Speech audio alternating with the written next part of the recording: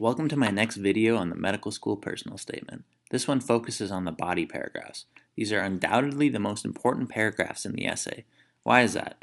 It's because they actually prove, or at least hopefully prove, what you say in your thesis. Remember from my video featuring the introductory paragraph, the thesis answers two questions. First, why are you interested in attending medical school? And second, why will you be a kick-ass physician? If you watched that video, you generated a list of ideas for each question. Now it is time to select the most powerful supporting evidence from those lists. When doing so, the mantra to think about is show rather than tell. What I mean by this is that anyone can say that they are interested in medicine because of X, Y, or Z. Similarly, they could easily say they possess certain stellar character traits that are going to allow them to flourish in the field. The real magic, though, comes when you can actually convince the reader of these things beyond a shadow of a doubt through an anecdote. In a later video, I will actually dissect my own personal statement, which features many anecdotes for this explicit purpose.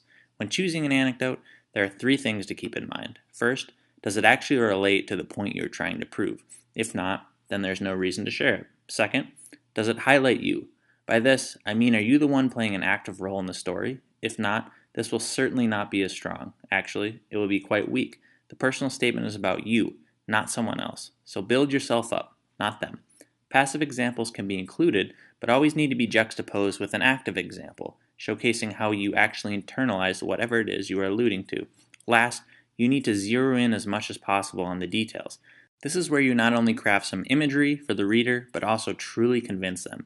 If you say you help kids at a summer camp over the summer, great, but it is not easy for the reader to sink their teeth into this. Instead, if you talk about a particular kid you helped, how you helped him, and the positive way in which he responded, this is much more specific and surely convinces the reader.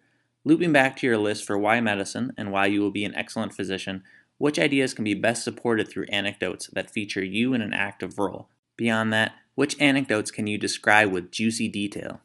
Alright, so now we have our thesis, but beyond that, we have the anecdotes that will actually serve as evidence for this thesis. Without this, the thesis is virtually useless. So, how do we structure the body paragraphs globally?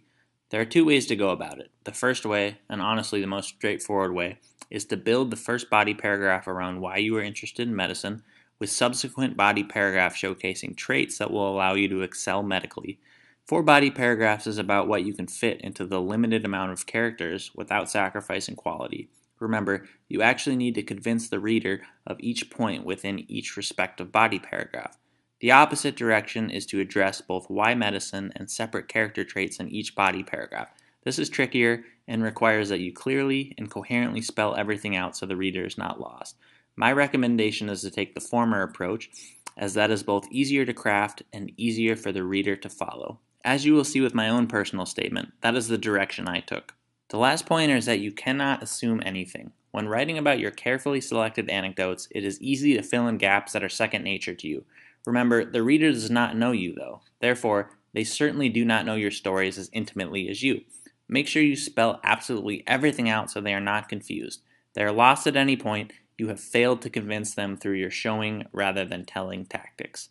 My next video will feature the concluding paragraph, which is actually the easiest paragraph to write. Keep grinding, you are so close to having an epic and memorable personal statement.